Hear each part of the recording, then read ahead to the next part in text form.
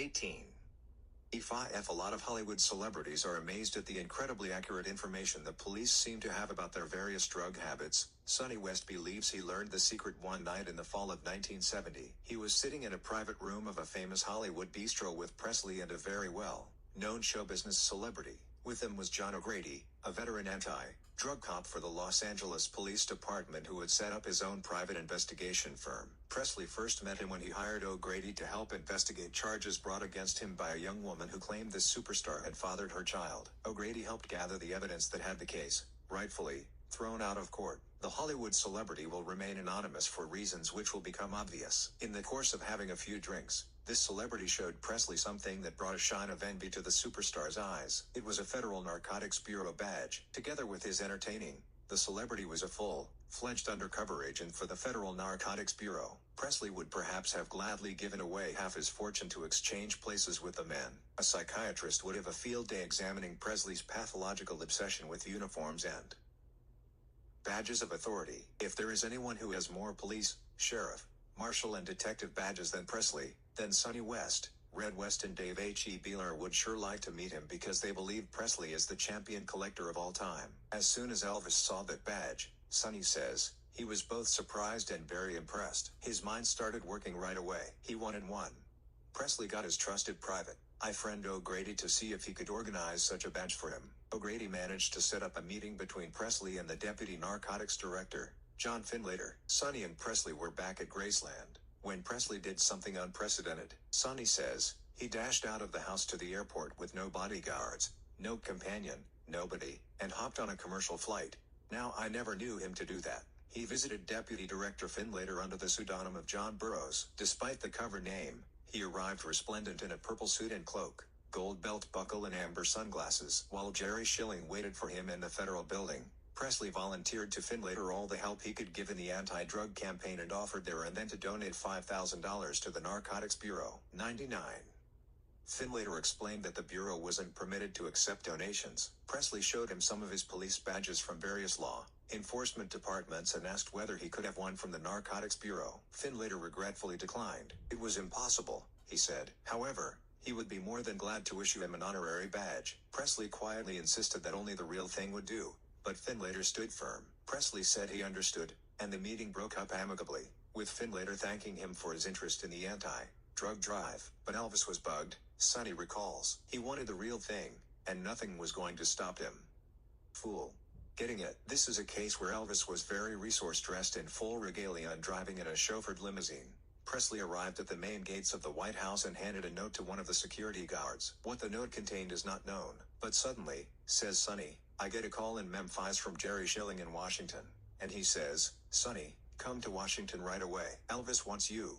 I didn't ask any questions. I just got on the first plane out. I caught a taxi straight to the Washington Hotel, where Jerry and Elvis were staying. I was just paying off the taxi and Jerry comes out of the entrance. Sonny, we got to go. We're going to see the President of the United States. I look at him. God almighty. The President of the United States. Elvis was coming to pick us up in a limousine. Sonny got the taxi driver to organize his luggage with the hotel, and he waited for Presley. Sonny, Jerry and Presley then went in a limousine driven by a man called Ben to the rear entrance of the White House, where they were met by a man Sonny recalls as Jeff and another gentleman who later became better known during the Watergate scandal, Bud Eagle Crow. Presley went with Crow into the White House, and Sonny and Jerry went with the aide, Jeff, into the federal building. Sonny and Jerry were mentioning the prospect of meeting up with President Nixon. They knew their boss was seeing him at this very moment. The aide good-naturedly warned them that it might not be possible to see the president. He was, the aide said, a very busy man. If it's possible for us to see the president, Elvis will fix it, Sonny said confidently. Minutes later there was a call in the room where Sonny and Jerry were waiting. The aide picked up the telephone, then looked up and said, I'll be damned. It's all fixed. He's going to see you. Sonny and Jerry walked on cloud nine across to the Oval Office. Sonny relates, when we got there we just stood outside the door in a kind of shock. I mean, the President of the United States. We could see him sitting at his desk signing something. It was just like a movie. Elvis almost had to push us through the door. President there. Elvis introduced us. I didn't know where I was. Nixon looked up and said, real friendly like, hello President. Nixon slapped me on the shoulders and said to Elvis, referring to me and Jerry, you've got a couple of big ones here. Presley seemed very much at home in the Oval Office, and he said, now, The president has got something for you all. President Nixon returned to his desk and presented Sonny and Jerry with key rings and cufflinks with the presidential seal emblazoned on them. Presley wasn't shy when it came to the president. He said, "You know, Mr. President, they've got wives." 99 on the president, on Presley's prompting, gave them each a brooch with the presidential seal on it for their wives. In a daze, Sonny and Jerry and Presley then left the office, after warm handshakes. Before Sonny and Jerry had gotten to the office, President Nixon assured Presley he would get his federal narcotics badge. Presley smiled triumphantly at Sonny and Jerry and said, "Who said something can't be done?" Bud Crow called Deputy Director Finlater and said, "I heard you turned Presley down." Finlater replied good naturedly, "I sure as hell did." "Okay, I've been reversed." The badge impressed Presley. It was the kind of present that money couldn't buy, and he even had occasion to use it. The incident had to do with someone I'll call Bill, which is not his real name. One of Presley's some time ago. First, the boys gave him a nickname. Let's say it was Fetch'em Bill, which he got from running for take-out food at the Memphian Theater when Presley hired it to show movies. Early in 1973, Presley put him on the payroll. It was like a dream come true for Fetch'em Bill, who loved to play with the big boys. He talked non-stop about his expertise with guns and would snoop around like Columbo, eyeing everyone as if they were potential assassins. He desperately wanted to be a tough guy. He was returned to Memphis with a promise that if he behaved himself, he could come on the next trip to Las Vegas. Red and Sonny were a bit apprehensive about his joining up. On the next trip to Vegas, the boys were all staying at the Hilton, and at the end of the engagement, Presley gave everyone a bonus. Fetch'em Bill was given $500, and he promptly lost it gambling. But he moaned loud and long that somebody stole his bonus. As was always the case in matters like this, Presley held a meeting and decided, very generously, to give him another $500. Shortly thereafter, Fetch'em Bill was suspected of forging Elvis's name to some of Elvis's personal checks, and was told to return to Memphis. About this time, says Sonny, there were several rings of Elvis's missing, and we suspected Bill. Suddenly Bill comes up with one of these rings, a $19,000, 30-carat sapphire that had been given to Elvis by the Sahara Tahoe for creating an attendance record. He said he had found it in his briefcase. He said he put it there for safety and had forgotten about it. Elvis didn't care about this particular ring, but the missing ring he really wanted was this big karate ring he had. We looked all over but couldn't find it. We talked to Bill about it, and he said he didn't know anything about it. We looked everywhere, so Bill left. The next day the boys found the karate ring next to the laundry chute, laid inside some pipes. The finger of suspicion was pointed at Bill. Presley stood on it all night and by the morning had built up a rage against Fetch'em Bill. He wanted to know where he was. Somebody said that Fetch'em was scheduled to leave for Memphis at 11 that morning. It was then 10. Sonny recalls, Elvis flared. He jumped up and said, "We're going out to the airport to get that son of a bitch right now." Presley, Red West and a security guard from the hotel raced downstairs and jumped into a hotel car. Sonny, who was still dressing, chased on after them in another hotel car. 99. When the Presley party hit Las Vegas airport, they saw a big jet about to take off. Presley thought that Fetch'em Bill was on the plane. Red recalls, he raced out on the damn tarmac as the plane was taxiing for a takeoff. Elvis just ran right up to the cockpit, and he flashed his badge that President Nixon gave him. A quizzical expression crossed the face of the pilot. He recognized that it was Presley standing in front of his plane, and he recognized the federal narcotics badge. The gangplank lowered. Presley raced on board and tore through the plane looking for Fetch'em Bill, but he couldn't find him. He raced off the plane and waved the pilot on his way. It is safe to say that the pilot must have been somewhat mystified. In the meantime, Sonny had arrived at the airport and he saw Fetch'em in the lobby. "I got him out to the car," he says, and went through his suitcase. There was nothing there except the .357 Magnum gun, which I relieved him of. Just then Elvis, Red and the security guard came up. Looking back today, the boys laugh at the spectacle, because Presley flashed his badge at Fetch'em Bill and said, "Bill, you have the right to remain silent," and all the rest of that shit. Then, says Sonny with a laugh, since he could not remember all the words that cops use when they're reading prisoners their rights, he just said, "Get the fuck in the car." Presley and the security guard got in one car. Sonny and Red took Fetch'em Bill in the other car. Sonny was in front driving, and Red sat in the back. "He thought I was pointing a gun at him," says Red. Sonny remembers the first thing Fetch'em said was, "I guess you guys are going to do a number on me. I think you're taking me out to the desert for a ride. I already called my daddy and told him what plane I was catching to Memphis. If anything happens to me, he'll know." Sonny and Red told him to shut up. Sonny relates, "I think he was relieved when we got back to the hotel. I felt sorry for him, really, but he was a pretty spineless dude." When Sonny, Red and Fetch'em Bill returned to the hotel, Presley was already in his suite steaming mad. Sonny and Red sat on either side of Bill. Red had a gun trained on him. Presley started screaming at Bill, who was stupid enough to say something back to him. That triggered an even blacker rage in Presley. After a while, Elvis calmed down and then he came out talking quietly and calmly to Bill. "We all felt sorry for him," says Sonny. Strangely enough, the guy who felt sorriest for him, after he got it out of his system, was Elvis. He was talking about hiring him back. But we talked him out of it because we could see a lot of problems down the road with Bill. Finally, Presley shook his head and said, "Go on. Fetch him. Go back to Memphis. Nobody is going to bother you no more. Just keep your mouth shut." When last heard of, he was working in a gas station. In one morning, the moods of Presley had changed from Kojic to James Cagney to Barry Fitzgerald, cop, avenger, father, confessor. It is February 1976, and Red West is summoned to Presley's bedroom in Graceland. He knocks, enters, and is taken aback at a huge arsenal of guns lying on the floor. The floor was just covered with automatic weapons, pistols, rifles, rockets. There was every kind of weapon there except tanks and bazookas. "I've never seen so much hardware in my life." Presley gestured for Red to sit down. Then he handed him a list of names, some head and shoulder photographs, and also some police file pictures. "These sons of bitches need to be wiped out," he told Red. Red blinked in disbelief. The names and pictures that Presley had were of Memphis drug pushers. One was a well-known hoodlum who owned a pool room in a very rough area. "He had it all planned," says Red incredulously. "He wanted myself and Dave Hebler and Dick Robb, the former cop, to go out and lure them, and he said he was going to kill them." Dave Hebler chips in. "He was making the album Elvis at Home, and the way he figured it, he wanted to go out on this death wish mission while the musicians were downstairs. He wanted to go out the back way from his room, make the hit, and then come back and do his album." 99.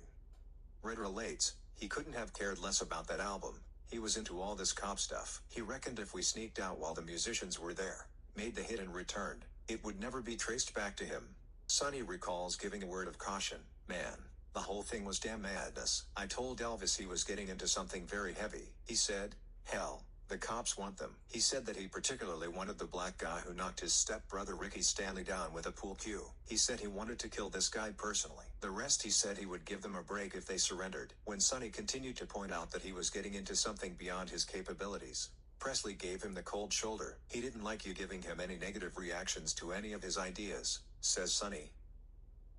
Sonny, Red and Dave don't try to explain the inconsistency between Presley's wanting to conduct a one-man war against drugs on the one hand, and on the other persisting in consuming drugs himself. "It really was a pathetic macho game," says Dave. "It was Batman and Robin time. The thing is that we all played these games when we were 6, but Elvis is still playing them, and with real guns that go bang." Presley does have strong ties with the narcotics division of the Memphis Police Department. He has visions of bringing to life the French Connection, with him in the title role. Dave continues, "One night he tells me that a Memphis narc cop is taking us on a drug bust. Presley says he has to go in disguise. First he takes his .22 caliber Savage revolver. Then he puts on a jumpsuit. Then over the jumpsuit he dons a snowsuit. Over his face he puts on a ski mask fitted holes for the mouth and eyes. On top of this, he puts on a hat. To cap off the vision of the masked marvel, he then sticks a cigar in his mouth. Jesus," says Dave, "you may not have noticed him before, but now he looks like a damn neon sign." It took an amazing amount of self-control to keep myself from laughing. It was, honestly, one of the funniest things I have ever seen. It was hysterical. The narc cop arrives and doesn't take any notice of this bizarre outfit. In Memphis, they are pretty used to this sort of stuff from Elvis. Anyway, I get in the back of the narc's car, and Elvis and the cop are in the front. I am cracking up, man. I had to pretend I was laughing at something else. Anyway, apparently the drug bust had already gone down. So we go into the police station. The sight of Elvis was wild, man. It was like I had fallen down a well, and there is a rabbit and he invited me on a raid and suddenly I made it to Wonderland. Apparently the drug bust when it happened was pretty funny. They grab these guys and they make a break for it. One of the cops goes to fire a shotgun and crazy it doesn't go off, and then the getaway car runs over a cop's foot. Just as well Elvis wasn't there. In that outfit, I don't think I could have controlled myself. At the police station, we sat around shooting the breeze to these cops, and Elvis was baking in that outfit. It was like a sauna bath. He gives the two suspects his dirty hairy look, and that's about all that happened. Sonny relates, at the time in Memphis, there was an undercover cop called the Candyman. I'm sure Elvis wanted to get himself a tag, A nickname like that. He wanted to be the masked marvel on these drug busts, and then he would brag to his friends that he was the guy all the newspapers were talking about. Very strange. On a trip to Vail, Colorado, around the same time in 1976, Presley's imagination ran riot. Dave Hebler recalls that Presley had been on another car buying spree. Joe Esposito was there with his girlfriend, so were Dick Robb, Linda Thompson and two local policemen, Jerry Kennedy and Ron Petrofesso. Presley had bought both the policeman cars, and he purchased a new Cadillac for Joe Esposito's girlfriend and a Cadillac Seville for Linda Thompson. One of the many gifts he continues to shower on his sometimes live-in girlfriend. The next day, says Dave, I was with Elvis in his bedroom and we were talking. He had bought the cars the previous day in Denver. He then told me in very confidential tones the real reason he went to Denver. He looked all shook up and said that he had been on a drug raid with the Denver Narcotics Police. Then he told the story about what happened on this raid. He said that they had these drug runners trapped and surrounded. Elvis was sneaking up on this one guy who was crouched behind a bush holding a sawed-off shot. One of the bad guys, he got real close when the guy heard him, pointed the shotgun at him, whereupon Elvis, with all his skill and agility, brushed the weapon aside, threw a horrendous karate chop and broke his neck with the blow. When he told me this, I reacted with shock, like wow. A little later on he told the story again. Red recalls, he told it individually to each one of us, and it was different each time. Sonny adds, when he told it to me, the guy was lying in the bushes with a rifle. This time Elvis sneaked up on him, grabbed him by the head and the neck snapped. When Red heard the story, he found himself believing it at first because Presley told it with such conviction. Dave later talked to Dick Robb, with whom he was rooming. Dick had been on the trip to Denver. I asked Dick what he did the night before with Elvis. Dave recounts. He told me that they bought some cars, had a sandwich and came back. I asked him whether Elvis or he had been on a drug raid, and he looked at me like I was out of my skull. The fantasy was bound to be exploded, because there were so many people with Presley at all times. Presley couldn't have really believed that Red, Sonny and Dave would not find out the truth. Red believes that Presley had gone beyond the point of recognizing reality. We have pampered him so long by all of us saying sure, Elvis, you're right, that's what happened, that he really doesn't care what he tells you. I can't explain it, but he isn't living in the real world. He probably knows we didn't believe him, but he still persisted with the story. He persisted with the story even though he told it different each time. Apart from wanting to be super cop, there is in Presley a compulsion, not altogether a bad trait, but often an immature one, to be protector of the weak and the poor, a Robin Hood figure. Dave, Sonny and Red all have stories to demonstrate this fantasy. Sonny recalls, it was 1975 and we were in his Cadillac. Elvis was driving. We were in Memphis. We were coming down Poplar toward the freeway, going back on to Graceland. It was late afternoon. As we were coming down the street, a police car comes in the opposite direction.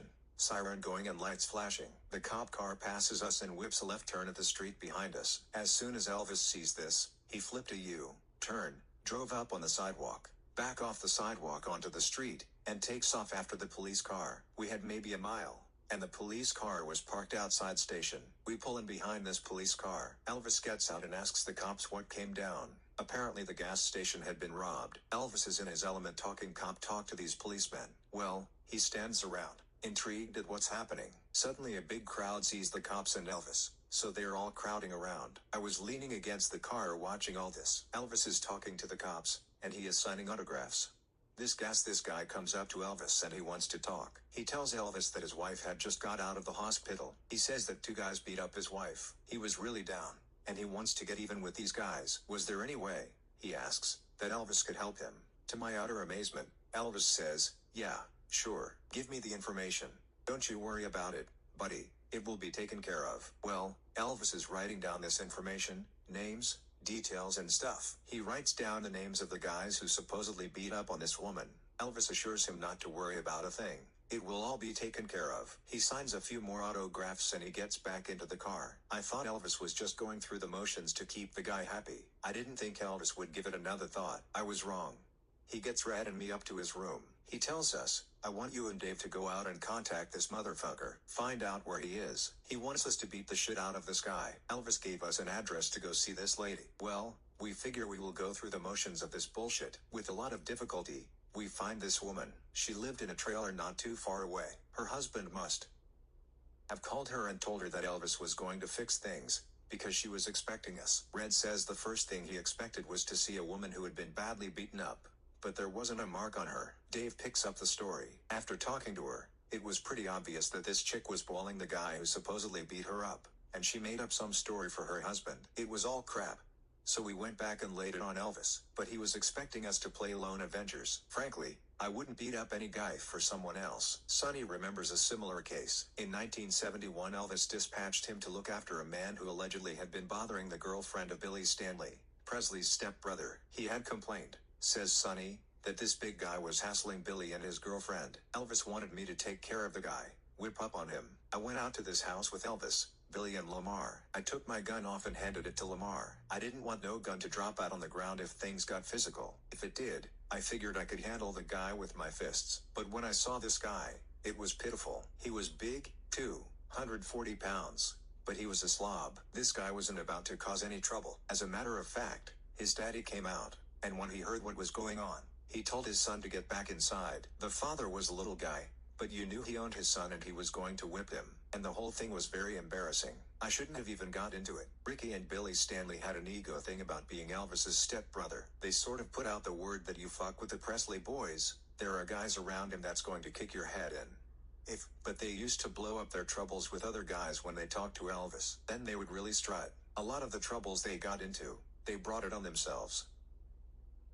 Red West puts his hand to his head when he remembers something he got into because of two of Presley's stepbrothers, Ricky and Billy Stanley. Something apparently went on in a bar near the Memphis airport with the brothers around 1970. Ricky and Billy told Elvis they had been slapped around by a motorcycle gang in this bar. We are all at Elvis's house describing what happened. I learned later what did happen was that Billy owed these guys some money and wouldn't pay it, and they slapped him around a little. Elvis gets the thing all blown up. These guys jumped on his stepbrothers and beat the hell out of them for nothing. Anyway, he said he wanted it taken care of. I called up Bill Wallace in Memphis, who is the world middleweight karate champion. A nice guy and a tough guy. We went with Jerry Schilling over to this house where these guys lived. These guys have guns and knives and chains and things, and there is Bill Wallace and Jerry Schilling. We didn't count the Stanley boys, who were with us. So I took my gun off, like Sonny, and leave it in the car. Myself, Jerry and Bill go up to the house. When I got in the house, I wish I hadn't taken my gun off. There were 3 guys inside. They were prepared. For some reason, one guy is sitting on a couch. Another guy is sitting in a chair and there was a 3rd guy in the kitchen. I started to question them about this thing, and I said that the 3 of them slapped him around and that Ricky was waiting outside, and Ricky would be glad to oblige them in a fight one at a time. Ricky never wanted to, but in front of us he said he would. Bill Wallace is in the middle of the room, and there is a kung fu movie on and he is watching this damn TV session. Besides the guy on the couch there is this big 30.06 deer hunting rifle and I'm looking at it. The 3rd guy comes in from the kitchen, a big dude, and I asked him whether he slapped Ricky around and he might have. I says. He went back to the refrigerator. Now Jerry Schilling in this instance was a bit slow. He should have got by that 30.06 rifle. Suddenly I hear Jerry say, "Wait a minute, Red." Then I hear this sickening click. That 30.06 was pointing right at my stomach. He says, "This is my house and I'll kill you." For the first time in my life I thought fast. I said to the guy with the gun, "Go ahead." Then I noticed these small windows along the top of the den of the house, and I used one of the oldest tricks in the trade. Looking at the window, I said, "Billy, if he moves, kill the motherfucker." The guy looks and I say to him, "Billy's outside and he's got a .45 pointed right at your head. You just move and you're gone." Up, of course, there was nobody out there, but that's when it got worse because this guy starts shaking. He's trying to get the shell out of the chamber, and I was scared he was going to kill somebody accidentally because he's shaking so much. I didn't feel too good with that thing pointing at my belly. If he had pulled that trigger, it would have blown a hole in me a mile wide. As he is flipping the shells out of the chamber, Jerry is watching him, making sure they are all gone. Then he grabs the gun and whop, he slaps the hell out of the guy. Bill Wallace later said to me, "Goddamn, man. Don't call me again on one of these deals." He recognized we all might have got our ass blown off just because of some full idea of Elvis's. Of course, we could have refused to go. It was our fault that we went, but we felt a bit embarrassed about it later because I had an idea these guys weren't at fault. There could have been a whole panic shooting there. I later made myself a promise that I wouldn't go out on a limb for the Stanley boys again. I figured we worked for Elvis and took care of him, but no more Stanley boys. I can see that gun pointing at my belly to this day. It was a damn fool thing to get into, but it just goes to show you how we would react to Elvis's orders. I always figured if he wanted to be the Avenger, he should go out and do this stuff himself. It's too easy to get killed. And for what? Just because you are taking orders? No, sir.